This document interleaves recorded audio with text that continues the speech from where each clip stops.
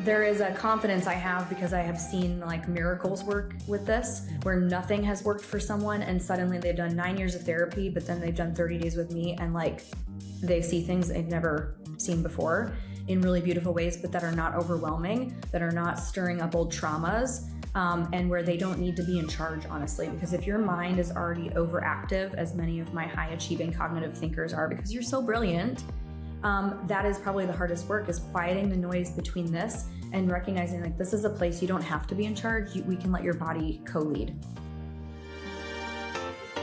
Welcome to the Prosperity Playground, the podcast where business meets energetics, strategy meets soul, and prosperity becomes inevitable. I'm your host, Anna Lozano, mom, founder, investor, mentor, and energetics in business expert. This is your weekly activation to rewire how you think and feel about wealth, success, and personal power, because it's not about working harder, it's about regulating deeper, aligning stronger, and receiving wider. You don't hustle for your future, you calibrate to your higher self. Join me weekly for high-level conversations with the world's most inspiring entrepreneurs, creators, and thought leaders. True prosperity isn't just about money. It's about alignment, freedom, expansion, and embodying your worth. Welcome to the playground. Let's build your most prosperous life. Welcome back to the Prosperity Playground podcast, loves. Today, I'm joined by my friend, Keri Ford, who's a former creative director and ex-corporate leader who now serves as an award-winning advisor to the world's most influential women in business. As CEO and founder of Elevate with Keri, a global wellness coaching company, she empowers female founders and executives to achieve new heights through her cutting-edge methodologies in nervous system regulation, peak neuroscience performance, and an embodied approach in leadership. In this episode, we dive into why our nervous system may be the real reason why our next level still feels out of reach, the missing link after mindset work, therapy, and personal development, and how nervous system work isn't just for business. It literally changes how we lead at home and in every single area of our life. And if you're feeling like meditation is, in air quotes, hard for you, then check out the link in show notes for simple yet powerful transformative meditations by Keri that can get you started on your simple practice of meditating daily. Enjoy the show. Keri Ford, welcome to the Prosperity Playground podcast. I'm so grateful you're here with us. Thanks, Anna. I'm so happy to be here. I love it. So we're going to dive right in because there's no foreplay on this show. Like we go in and we go in deep. So for the women listening to this show, they have big, audacious visions, dreams. I would love for you to start off by painting the picture that of the role that our nervous system really plays in building businesses, in success, and all the things. Yeah, well, it starts with where we come from, because our upbringing is programming us, whether we know it or not. And we have all of our belief systems formed somewhere between like under the age of 7 to 9. But like that, by that point, all of our beliefs are just imprinted in and recorded into our system and ways of being. So if you heard your parents, struggling with money, money might feel hard. If you were told, work hard and climb the corporate ladder like I constantly felt like I was doing something wrong when I wanted to become an entrepreneur, because it was like that wasn't what was programmed into me. And so we adopt this set of beliefs that can become a direct rub and an inner tension between what we are now, our identity right now, and where we want to go and grow into. And so many of us, we actually have the conscious awareness of like, okay, this is what's happening. And I'm so ready. I'm so ready to quantum leap. I'm so ready to experience growth. And I feel we see the evidence and we flow in and out of the very things that we desire if we don't do this work so consciously and intentionally. So you mentioned beliefs. But if we look at this from the lens of nervous system specifically, and I from personal experience, so I grew up Polish immigrant, money was a thing where we have to work hard for it. Consistently, the idea of proving myself that I am worthy of the success and the results was something that was trailing behind me. But I can, I can feel in my body the resistance and tension that's still shows up every single time I'm ready for that next leap, that next chapter, that next version, iteration. And so from the nervous system lens, what do we have to start creating as a habit, as a ritual, as a practice? And I think the note here, the disclaimer here, is it's going to happen every time we are about to leap and step into the next version. This isn't like a one and done thing. Right. Yeah, it's really just practicing and learning the felt sense experience. And what the felt sense experience is the access point to the nervous system, because the nervous system speaks in sensations, not thoughts and beliefs, which I just talked about cognitively. Like you said, most people are aware, but that's like only 10% or less of actually what's happening. Now, what you're speaking about is, let's say you've got goals with money, a goal with visibility, a goal with building out something you don't have experience with. And you know you can do it because you're a smart human, right? And you have the vision in mind, you have the goal, you have the drive, the work ethic, but then something inside feels unsafe. Consciously, we may not be connected to a lack of safety, but that's what the nervous system and the somatic story is telling us, where every time someone goes to speak, they lose their voice, or they get shaky and blotchy. Or every time they get a big money deal, it goes in their bank account and then something happens and it gets pulled out again, or the contract had a loophole. These are somatic stories that can come up and then manifest our reality, right? And they can be in direct opposition to what it is we say that we want, because our nervous system just feels unsafe. And because that's its job, is to keep us safe. So the work you do with your clients, because you work with leaders in different industries and different spaces, like, what is the work then? What do we begin doing so that this starts, this level of success that we're moving towards, this next version chapter, it starts to feel safe? What is the practice or practice? We need to first learn the felt sense experience. So that's where we start, which is always learning how to feel our nervous system. So here's what it typically looks like at first when I work with clients that have never done somatic work, that I've done a lot of personal development, a lot of cognitive work, a lot of mindset work, therapy, etc. But here's what it looks like. Can I just, sorry, interrupt? This is it. Because the women listening to this show, just like myself and likely yourself, have been in the personal growth and development space for decades. Forever. Yet, this is the missing link. Continue. Sorry about that.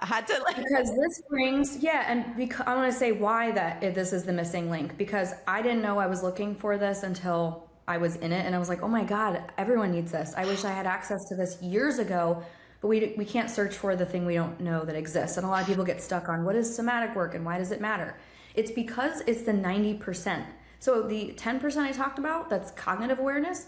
Where the hell else is the rest of it? It's 90%. It's neck down, right? Bottom up processing. And that lives in the unconscious realm. It's running the show, behaviors, and actions, and therefore results unconsciously, because the nervous system has two jobs: to go undetected and be automatic. So it doesn't require a lot of energy to just do the thing you've always done. That's why it's called a pattern. But it's automatic because the autonomic nervous system is executing it.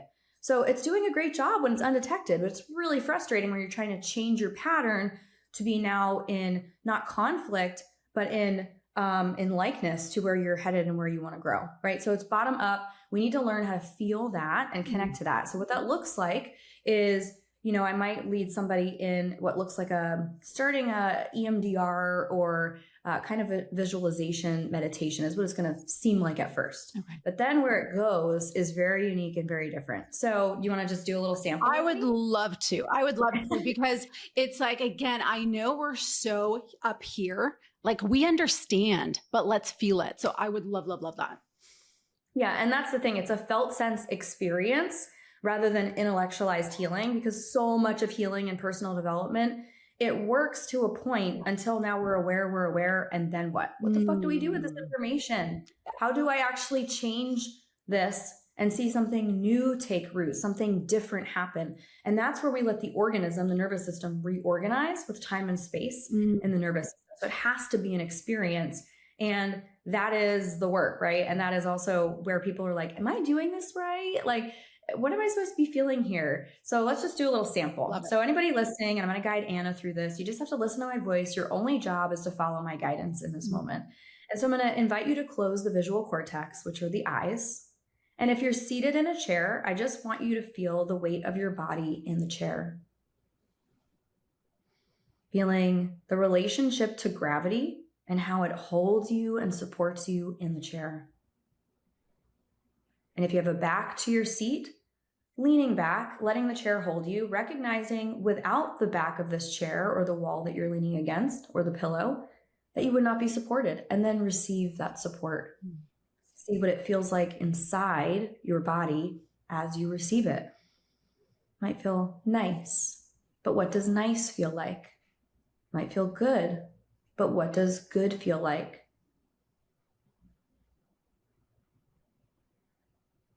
And just noticing now how things might start changing inside. Maybe your heart rate changes. Maybe it slows down.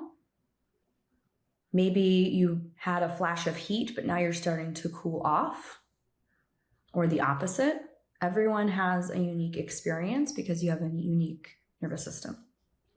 Anna has her hand on her heart, feeling a little more connected to herself, perhaps.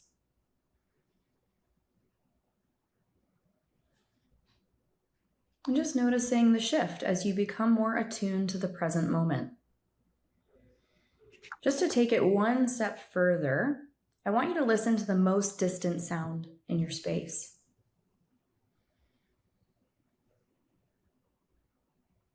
And then the next most distant sound, getting a little closer, not quite as far away. Seeing what happens inside your body as you bring your attention to that.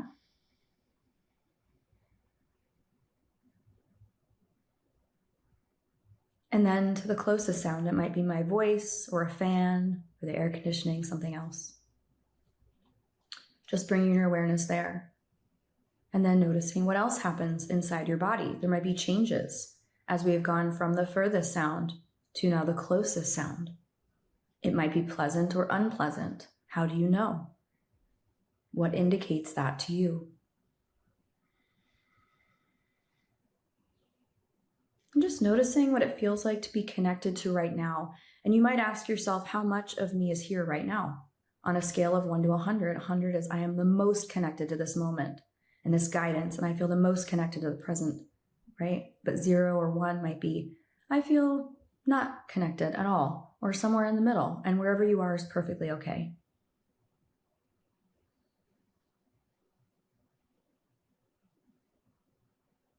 Now, as we do that, I might invite you to, Anna, think of something that has been mildly frustrating this week. We were talking about the mic. Maybe that's the thing. You can talk about the mic. Yeah, it was in and out, cut her off on a podcast. And as you think about the mic cutting you off and disappearing you, what happens inside your body? And this is really where we start to get into the language of the nervous system. Inside, it might be frustration, but beyond that, somatic begs the question, what does frustration feel like? And a sensation is something like a tightness in my throat. My heart rate is picking up. I feel a clenching or a nauseous feeling in my stomach. A wave of heat rises up my neck. Those are all sensations. Those are just menu items, if you will. And so how does frustration feel and where do you feel it? Now, at this point, someone else who's listening to this might have a mildly frustrating thing they thought of, right? Because I know I'm not just coaching Anna here. I'm speaking to everyone who's in the room listening to this. But maybe you're like, I don't feel anything. I don't really know what she means. That's okay. Feeling nothing is still feeling something. And that's where we begin. Because you might be practiced at not feeling. And this is where everyone's nervous system is so different. Someone else immediately can drop into the feeling of frustration, know where it is, and connect to a sensation, right? And then that's where the work begins. So I'm just going to return you to the space, Anna, and have you do what we call reorient to the space around you. Looking around, you might find the 4 corners of your room. You might look out into this distance if you have a window, or let your eyes land on something that brings you joy. And that's where it begins. So it's the thread, but now we're in the nervous system. And from there, every experience, every session, every hour, every minute is so, so different. It's so beautiful. It's so simple, yet so beautiful. Let's hit pause for just a moment, because if you run a small business, whether you are a shop owner or a brand, I want to make sure that you know about FAIR. FAIR is the largest wholesale marketplace connecting over hundreds of thousands of brands and retailers. And here's why it matters. If you own a shop, you know how hard it is to find unique products and the countless hours that go into sourcing. FAIR makes it easy to stock your shelves with items your customers will not find in big box stores, and it lets you sell that stock before you even have to pay, thanks to their 60-day payment terms. And if you're a brand, you know how much time and energy it takes to get your products into new retailers. FAIR changes that. Imagine your products being discovered by retailers around the world. No endless cold pitching, no sales reps, no knocking on doors, just retail shops finding you and reordering again and again. I truly love companies that create a true win-win in business, and that is exactly what FAIR does, giving brands the visibility that they need while supporting retailers with their cash flow. It makes growth possible for both sides of the table. So whether you're looking for fresh products to stock or ready to get your brand into more stores, check out FAIR. It's where small businesses grow together. And as a little bonus, if you are a retailer and haven't made an order through FAIR before, you can use code Prosperity10 for 10% off your first order. All right, let's get back to this episode. From your experience, is this a practice that we just continuously, like, when do you know to tap into this practice for yourself and for your clients? Yeah, so it's an interesting question, because you can have a somatic practice, which is practicing feeling the thing and being with it. And I would say that's step one, is just to cultivate the ability to be with whatever comes up. Now, if something feels not mildly activating, not mildly charged, mildly frustrating, and really fucking angry and really big, I might say, can you be with just 1% of that on your own? If you're with a trauma trained practitioner like myself, I'm trained to track your nervous system to listen to what I hear that you're not saying, right? I noticed that your body, it seemed like, and I could assume that you put your hand on your heart earlier because you felt more connected to yourself. But in trauma training, I would ask, how connected to yourself do you feel right now, Anna? Do you feel more connected with your hand on your heart or less connected? I cannot assume because trauma training is neutral. Right. Just like a yawn, someone might yawn after we do an activation cycle and they're starting to what looks like downregulate, but I can't assume. A yawn might be a disconnection avoidance strategy. So how connected do you feel to me right now in this moment, I might say. And they're like, I feel less connected. Oh, interesting. That might be an avoidance strategy because I got close to something. Right. And the yawn is like, kind of a push away. Yeah, so fascinating. We all as humans living our 3D experience love evidence. What have you seen working with your clients who may have been in the personal growth and mindset development space, but they tune into the somatics? They start working with you. What are some of the evidence that you're noticing? Because I can see you're a high-powered professional. You have these audacious goals. You want it. We are these women. And you mentioned it before, like, how do I know that it's working? I have the answer. However, for anyone who's still listening and feeling a bit of resistance, because this is very mild doing. This is very, right? Like once you go deep, of course, the emotion possibly could feel heavy, but this isn't the traditional doing that we're used to that leads to X, Y, and Z results. So what evidence have you experienced? Well, I want to preface it by saying that somatic work needs very little context, which is a huge relief for those of you that have done years and years and years of talk and cognitive behavioral therapy, where you have just talked yourself blue in the face and it served a purpose to presence shame and release things and name stuff that you never had a name for before. But somatic work is very different in that you may never find a name for it. You may never get to the moment of what we call T0, the moment of inception. You may never know exactly why this thing is there or why your nervous system does that. And that drives high achievers crazy because they want to achieve the healing and they want to intellectualize it and they want to understand it from all the sides. But it's actually also a relief because you don't have to relive your trauma. Yes, because a lot of this work is consistently going back to that and staying in the loop. So this is huge. Yeah. So I get a lot of people that come to me and they say, this is going to have to be really good because I've really done everything. And I'm like, I love that as an intention for you. I will not carry your backpack. Right. So I have my 100%. Here's my job. And here's your 100%. And here's your job. And your job is to be open and curious despite what you've done, because you haven't done this and you haven't worked with me yet. And I could promise you it's going to change your life. So there is a confidence I have because I have seen like miracles work with this, where nothing has worked for someone and suddenly they've done 9 years of therapy, but then they've done 30 days with me and like they see things they've never seen before in really beautiful ways, but that are not overwhelming, that are not stirring up old traumas, and where they don't need to be in charge, honestly. Because if your mind is already overactive, as many of my high achieving cognitive thinkers are, because you're so brilliant, that is probably the hardest work, is quieting the noise between this and recognizing like this is a place you don't have to be in charge. We can let your body co-lead. So I think that's the hardest work, is just inviting people into being open, despite knowing you've done a lot, because that's also an avoidance strategy. That's also a protective mechanism that says, well, I've done everything. That's a really great way to stop yourself from growing and learning. Yes, so much so. So we're in the greatest wealth transfer in history. What role do you feel this work will play in women leading into the future? Parenthood. I believe that we are raising the next generation of leaders in a very different landscape. So now we have more money than ever coming into the hands of women. And then you have AI and you have tech that robs people of right now. Tech is amazing. I love that we're on this podcast right now. You're in Mexico. I'm in Atlanta. Like, so cool that we can meet through the ethers of the internet. But also, if we don't know boundaries with this, we won't know boundaries with this inside our body. And so raising a generation that is tech savvy, but not tech controlled, I think is going to be really key. But also the inner parenting work that's required so that you don't pass on your nervous system patterns and sabotage and all of the things that keep your kids from really living a peaceful, present, and fulfilled life is the work. That is the absolute work. Like, we don't just do the nervous system work for our business and our leadership. Everything is leadership. And so is parenthood. We are the nervous system of the home.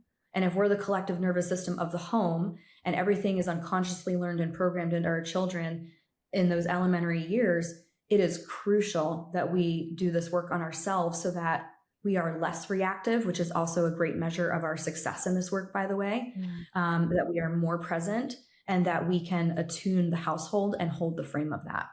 So beautiful.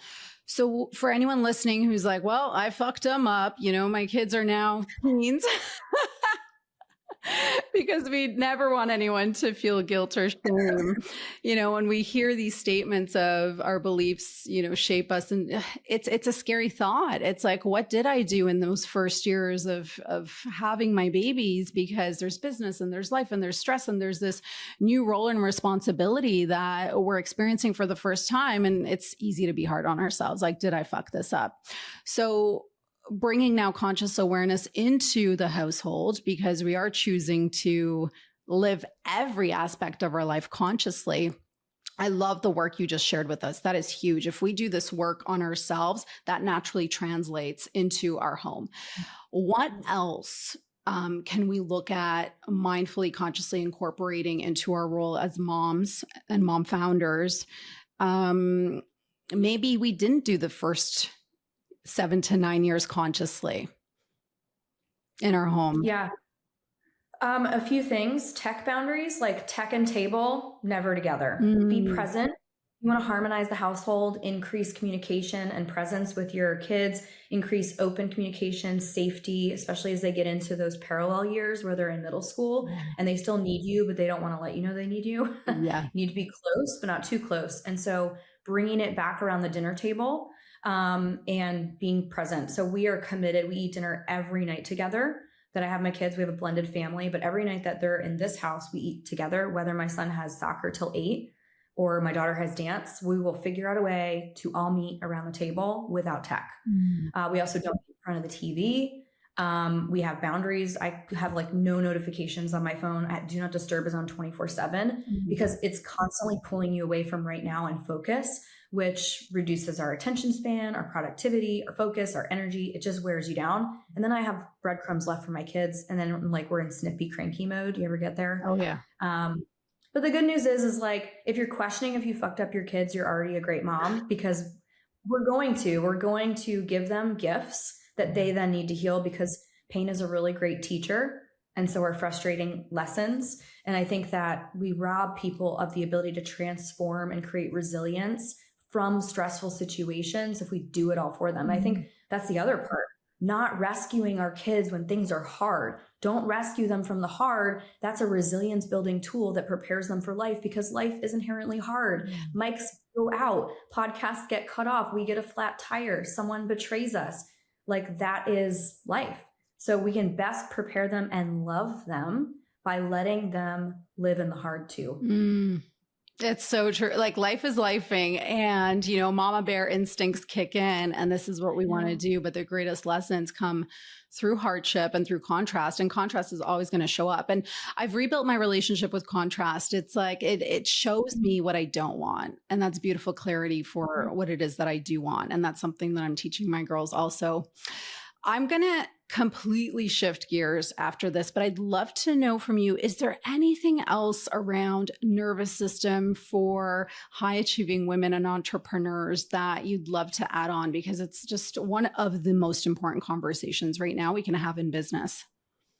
Yeah, I think honestly, everyone should experience somatic work for themselves. So if you find a trauma trained practitioner to actually guide you through this, even if you think you've done somatic work, you haven't done it until you've been with a trauma trained practitioner. There are a lot of marketing buzzwords, kind of like labeling an apple gluten-free, which is inherently gluten-free, like somatic breathwork. Breathwork is somatic. Yes. Right. And it doesn't work with every nervous system. For example, someone who has survived a body trauma, has survived a potential drowning accident where breath was the very thing that could have been cut off for a period of time. The body remembers that. So breath work would not be something I would advise. For example, somatic yoga. Yoga is also inherently somatic. So those are somatic exercises or practices of embodiment, being in the body or more connected to the body. They are not renegotiating or rewiring trauma. They may not even be regulating trauma. They may be reactivating trauma. So it's really key that we understand that. And that's why I'm very hesitant to answer the somatic practice we can do every day. It's really just practicing being with what is for a little bit longer, whether it be joyful or very unpleasant, at a percentage of whatever that thing is. That's the thing that actually builds capacity. Yes, even for good things, because otherwise we upper limit. And we sabotage the good things. It feels too good to be true. Yes. So yeah, that's just my big giant preface, but you can absolutely start with this work, and you could sit with, you know what, I feel frustrated. I'm going to feel the frustration for a moment. And I'm going to feel what frustration feels like inside my body. And that's where you start. And maybe that's where you end, right? One step beyond that is very tangible and tactical is, let's say it starts to feel very like, oh, the frustration is growing the more I notice it inside and it's overwhelming. Now notice inside the opposite of that.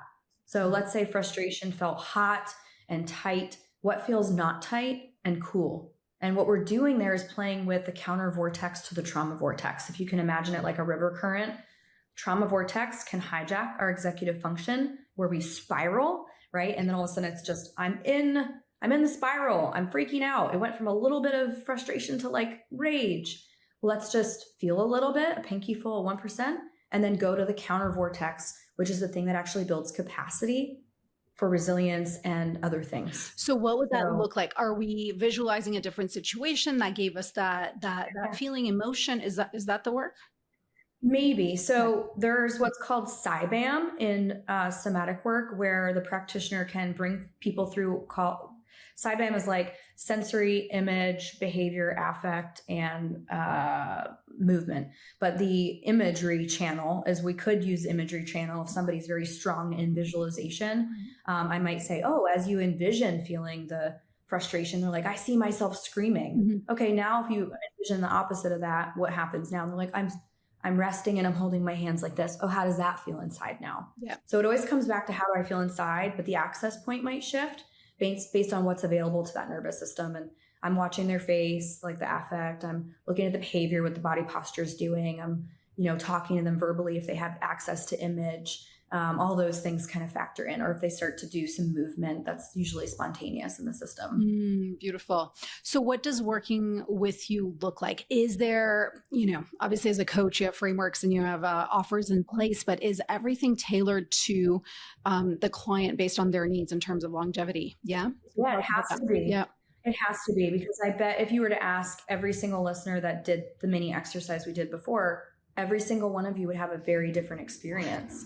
And that's the cool part, because everyone's nervous system is like a thumbprint, because you've all had different lived experiences, and therefore you'll all react and respond to different stimuli in your environment very uniquely. And everybody has different goals, right? Everyone has what we call a different leadership archetype as well. We use a framework that I developed 4 years ago now. It's a somatic success method, and we use the leadership archetypes to identify where we typically tend to go in higher levels of stress. And stress can also be where things are really good. Oh, I have more money in my bank account than ever. Doesn't sound stressful, but it's a big responsibility for those that have experienced that. You're in a new tax bracket. You're responsible for more overhead. What if it goes away? You're the first time millionaire in your generation and your family. That brings a different set of stress. Hashtag like rich girl problems, but right. Very real in the nervous system. Absolutely. Yeah. So we have our Apex Advisory, which is a 6-month program. We say we have 30-day programs that you can work with me one-on-one for 30 days, kind of like a jumpstart, or a VIP half day where we do a trauma release immersion, which are so fun, but they're really just a jumpstart. Okay. And so the launch pad from there is the Apex Advisory, which is 6 months, or working with me or my master coach, Delina, for 6 months as well. That's really where it gets so good, because there has to be some level of cultivated safety between us for you to go there and for us to go there together. And around the 3-month mark is really where we see repatterning and a lot of change start happening fast in some really great ways. But it's not an Amazon Prime kind of thing. So we've got to be with the stuff that comes up, and it takes time. Like if anybody's invested in like fitness or personal training or nutrition, that coach is inheriting all your diet history. They're inheriting the metabolic imprint of your current body and perimenopause, or all the things that you've done in the past. So it's not just a quick one and done release, although we can do some of that. It's really a 6-month container that grows and evolves with you. And we have clients that stay with us for years because of that. I love that. And I know there are people listening who are just so resonating with this conversation. And maybe this is the answer you've been praying for, because yes, you've been in the space for a long time. You've been in the 10% and you're ready to go and lean in deeper. So we'll have everything linked in the show notes. Thank you for the work that you do. And the interesting part is you did not start your career here. So that's where I wanted to go next. So I'd love to chat, bring the conversation more so to branding and building iconic brands, but take us through your first iteration, and then you dove into this work. So I'd love a little bit of a background before we switch gears. Yeah, I went to a 4-year top 20 school for creative direction, which is in the advertising realm for anybody that doesn't know. So think like Mad Men, but more current. And I started in New York, and I was working on Coca-Cola accounts and UBS and some just really cool, amazing creative work, helping build brands from the ground up or evolve them. And it was fun because I'm very much a visionary, and I have visions in my mind all the time. And so this was like a great way to kind of close that gap and execute. But I was like, I'm not helping people. I'm selling beer and vodka and like sugary drinks and banking. I was just like, this isn't really what I thought, which was shocking to me because I had spent 4 years and 3 cutoffs. I was one of 5 of 5,500 students to graduate with my specialty. And I had a great job, and it was like so reckless seeming. I quit that job after 2 years in New York. I moved to Hollywood, California, and I started working at a smoothie shop with a college degree. And my parents were like, what the fuck are you doing? What are you doing? I was the oldest one behind the counter. Oh my gosh, I didn't know this. Yep. And I started serving protein smoothies to celebrities and I was in Hollywood with my ex-husband was from there. So it was it didn't seem so crazy because it was like, oh, this is just the natural person to move to California and I'll move with no job, which is what I always did with every city. So yeah, I started working behind the counter at a smoothie shop. I served Bob Harper from Biggest Loser. I was a huge fan of Jillian Michaels at the time. I was recovering from an eating disorder myself. I had gained weight in college.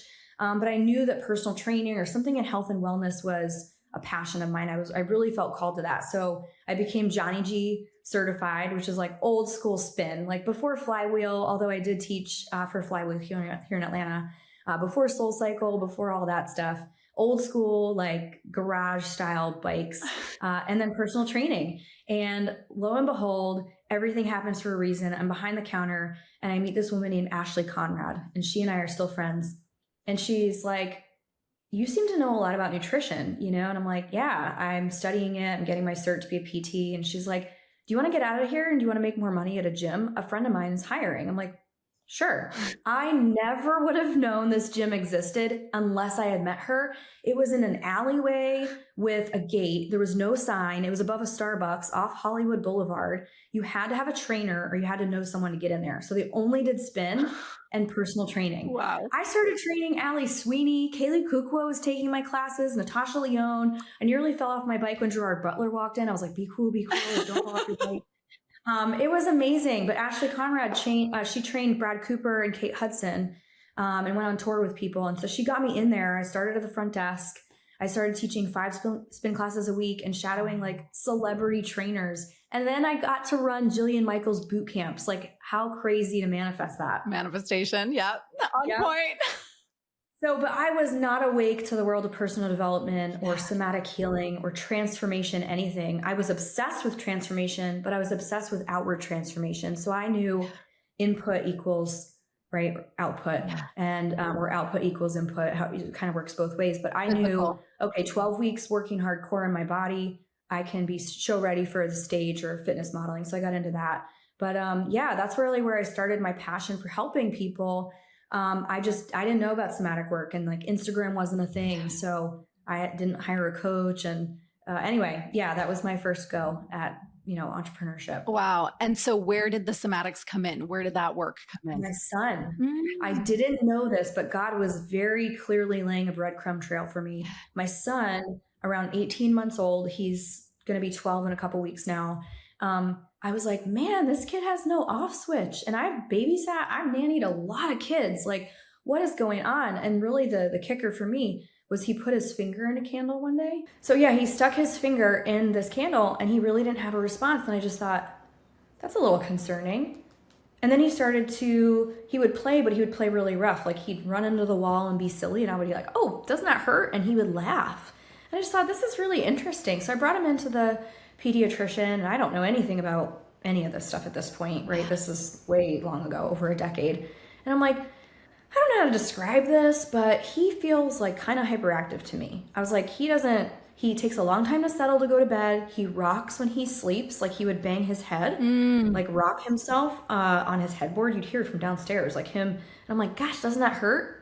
Apparently it's soothing. Oh, wow. She told me. So I was so grateful for this pediatrician because it can go a lot of different ways, but she encouraged me to bring him to an occupational therapist.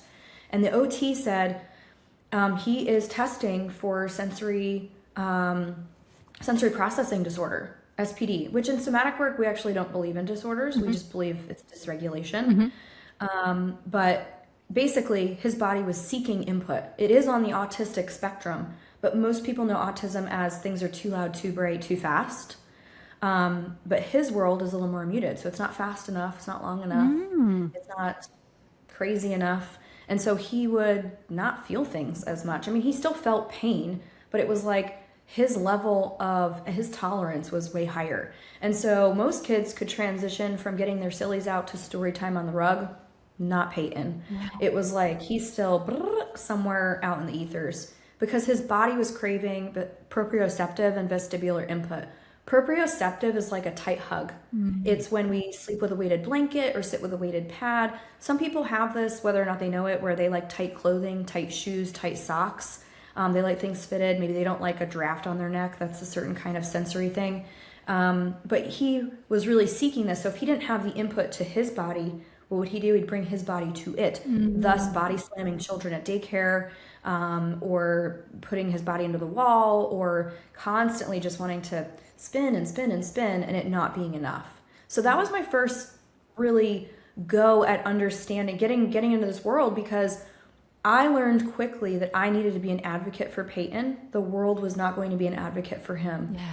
The school system, and I would never put him in daycare now knowing what I know, but the school system was not designed to amplify and elevate leaders. They may have programs that say they do that, but they don't really for the unique nervous systems.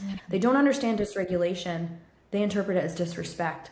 And I knew early that I needed to empower him as a leader so that he could be understood rather than be the bad kid. Yes. Because what happened was, even at daycare, I started to get these weekly reports or daily checks.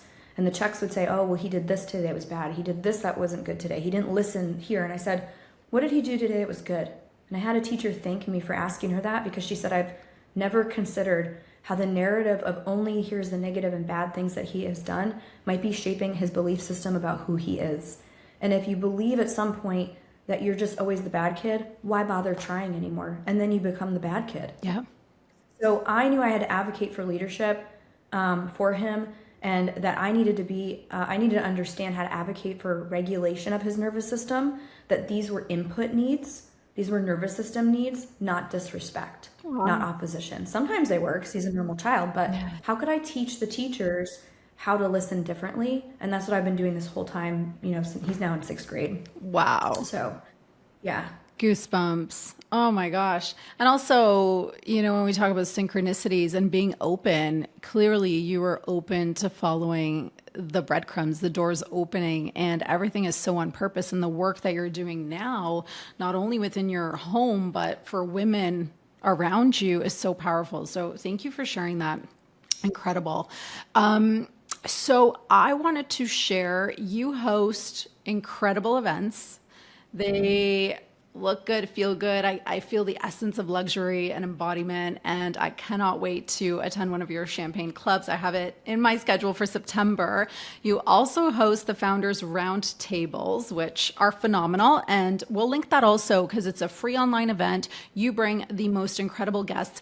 I get this question all the time. How do you get the guests that you get? And so I would love for you to share a little bit about how you network, how you build relationships, and that transpires when you do an invitation to your podcast, to your event, to your Founders Roundtable, you get yeses. So this is like more of a strategic question, because I get this all the time too, but I'd love to know your process. Yeah, I love this question. I think it's so important, and I'm no gatekeeper. So birds of a feather flock together. Yes. So if you have somebody that's amazing that has said yes to you, ask them who else they know that they might introduce you to. I mean, you have been such a source of generosity in opening up your network, Anna. I've gotten some amazing people on our show because of you. And you just ask, you just shoot your shot. I love that. So that's birds of a feather flock together. So if you have someone that's amazing and great, who's a dreamy panelist or dreamy speaker or dreamy client, you just ask, who else do you know that needs this work, that wants to be on the show, that you think would be a good fit, that you also think of, right? Et cetera, et cetera. The other is, I practice actually embodying my $100 million self, and what would she do if she was already in that circle? And from that place, I just send a voice note, and they almost always say yes. So it's like really casual. It's not this big long thing. It's actually like less is best. It's a 30-second pitch, which is just like, hey, like I've loved following you. I love being connected. Wanted to invite you to be on Founders Roundtable. We've had Lori Harder on, and I'll name drop some people because there's transference of trust there for sure. Would you be open to hearing more? I don't need to give them the whole kit and caboodle up front. I just ask if they're curious. And then they're like, oh my God, yeah, I would love to hear that. So we have Maston Kip on next month, where I never have men on. I had this like intuitive knowing I needed to reach out to him. And he was like, 100%. We booked a coffee chat within like 12 hours or something. We talked for an hour and a half, and he was like, I'm so excited. Oh my gosh. So good. So what percentage would you say are people you already have relationships with, and others are either through referral or you going straight into the DMs? Well, last year when I did this the first time, I would say like 80% of the people I knew. Yeah. That was a lot easier. Yeah. This year, you do get like mind drama that comes up. You're like, oh, like, are they going to say yes? I would say 40% of the people I knew this year, but most of them I didn't. Yes.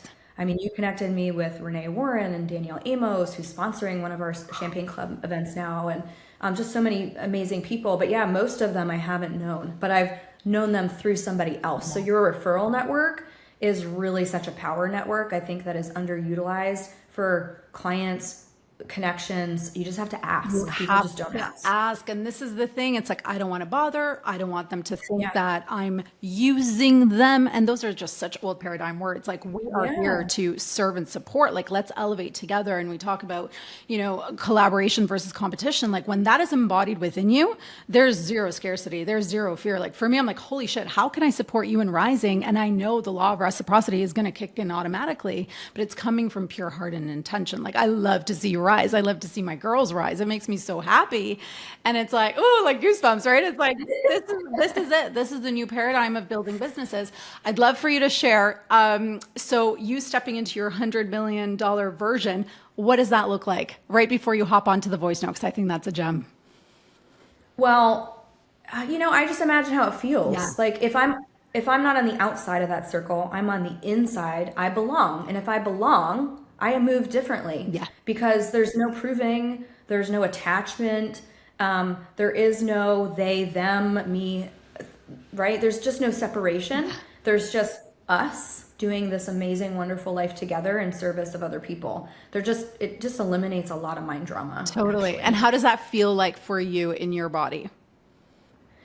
It feels like truth. It also feels like, I remind this to myself when I don't feel like getting dressed for the day, because like my $100 million self like is too much, and she loves like this. I have this bedazzled top on. I'm just like it's okay. It's a Wednesday and I have a couple calls today, but like we're wearing it. Yeah, she just feels very relaxed, honestly, because she knows she belongs, and there is a rest that comes with that posture. Because you're part of things. I love that. And I see you as that. Like, that is you. Every interaction we've had, and we've been in DMs, and I've been to your Founders Roundtable. I love joining those every month. It's phenomenal. And talk about network building. So Kathleen Cameron was on. I had also known her through Danielle Amos. She's now on the pod. It's like this beautiful energy. Kelly Chase, had her on, right? Kelly Chase, who I met through your Founders Roundtable. Like, how beautiful. And so, yeah, just being open and asking. I think that's a big key, and asking. And then following up. Yes. Don't take no response as no interest. That's not true. People are just busy. They're distracted. They get pulled out. They have notifications on. Maybe they don't have do not disturb on their phone. So people just it gets pushed down, and then they want to search for it. And I'm just like, hey, I'm just wanting to check back in and make sure you saw this. I know that things get busy. And they're like, oh my gosh, thanks for popping this up. I appreciate the reminder. It's just, don't take it personal. So good. Just follow up. This is where that resilience thing comes in, and where we can prepare our children for perceived rejection, I'll say, but through resilience building, let them do hard things. So many people don't follow up, and you really you miss. It's a missed opportunity. Yeah, it's a missed opportunity. Exactly. Oh my gosh. Okay. Before we move into rapid fire, is there anything else you'd like to add? No, just a quick little cough. Your network is so powerful. If you were to sit and make a list of 100 people off the top of your head, you have clients, you have referrals, you have people that would say yes right now. You just have to sit and list them out. So good. Okay, you ready? I'm ready. What's one belief about success that you personally had to rewire? Stop borrowing other people's blueprint. Everyone has a different capacity, but also they just have a totally different life that they want to live, and that's okay. Yes. Daily non-negotiable ritual that you hold to stay in your elevated frequency. 2, no calls before 10 and meditating.